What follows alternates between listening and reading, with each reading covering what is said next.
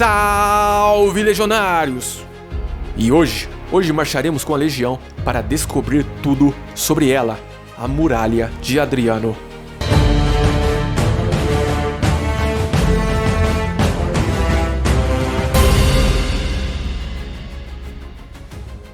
A Muralha de Adriano foi uma imponente fortificação de pedra construída pelo imperador romano Adriano na primeira metade do século II.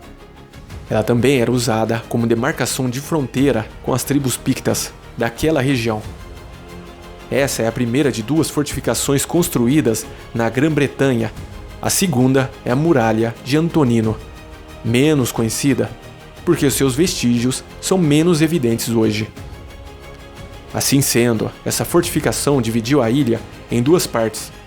O objetivo principal da construção dela foi para evitar as incursões das tribos pictas que chegavam do norte. O nome ainda é usado, às vezes hoje em dia, para indicar a fronteira entre a Escócia e a Inglaterra, embora o muro não siga a fronteira atual. E uma informação importante também é que ela foi a fronteira mais fortificada de todo o Império. E além da sua utilização como fortificação militar, acredita-se que as portas de acesso através da muralha tenham servido como alfândega para permitir a tributação de mercadorias daquele território. Naquela época, legionários, o Império Romano encontrava-se em expansão, com as novas conquistas de Trajano, mas começavam a surgir indícios da crise. Logo, o imperador Adriano, que governou entre 117 e 138, compreendeu que manter a expansão em todas as direções do Império era inviável. Conhecendo as ameaças na fronteira da Britânia, optou por manter o que já havia sido conquistado. Assim, determinou que se iniciasse a construção de uma muralha, uma estrutura defensiva com a função de prevenir as incursões militares das tribos que habitavam a Escócia naquela época, e assim assinalar o limite ocidental dos domínios do Império. Para o historiador André Luiz Leme, o maior problema na política exterior desta época estaria na expansão imperialista constante versus a manutenção e a consolidação do Império, dentro já dos limites estabelecidos. Isso explicaria o motivo de Adriano adotar uma política mais defensiva e tentar reorganizar seu território. Estudiosos também discordam sobre o quanto era uma ameaça real a terra pouco povoada do norte da Britânia, e se houve qualquer vantagem econômica na defesa e guarnecimento de uma linha fixa defensiva como a muralha, em vez da conquista e anexação do território. Porque, segundo alguns historiadores, a Britânia teve muita pouca relevância econômica para o Império.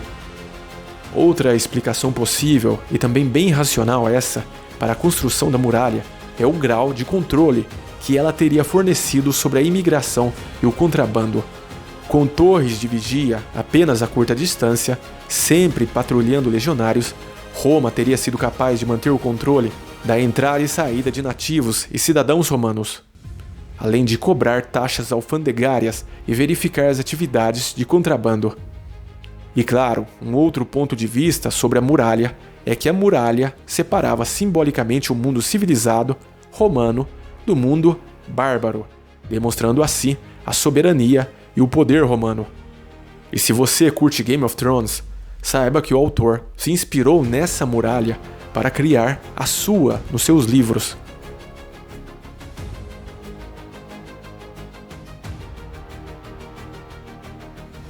Originalmente, a muralha se estendia por cerca de 80 milhas romanas, cerca de 118 quilômetros, e essa construção fantástica foi feita pelos próprios legionários. Cada centúria era obrigada a levantar sua parte da muralha. A muralha tinha aproximadamente 5 metros de altura e 2,5 metros de largura. No seu topo, uma estrada de 1 metro de largura percorria toda a muralha, com a finalidade de facilitar as comunicações e os transportes.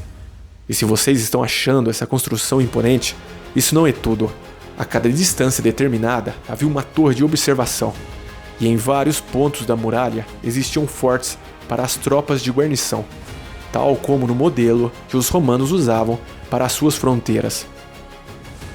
Muitas estradas e fortificações, que em diversos casos com o tempo se tornaram cidades, foram construídas baseadas na rota dessa muralha, mostrando a importância dessa obra e beneficiando o contato entre diversos pontos desse território.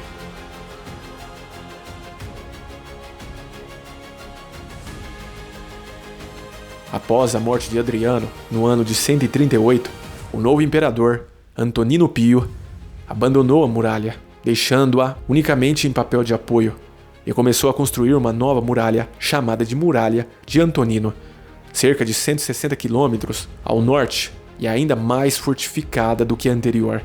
Mas infelizmente, Antonino não foi capaz de conquistar as tribos do norte. Então seu sucessor, Marco Aurélio, abandonou a muralha de Antonino e reocupou a muralha de Adriano, como a principal barreira defensiva em 164. A muralha permaneceu ocupada por tropas romanas até que estas se retiraram da Grã-Bretanha no início do século V. E nesse século V, com as invasões bárbaras, o declínio econômico e os golpes militares, os romanos perderam o domínio total naquela região, como já sabemos.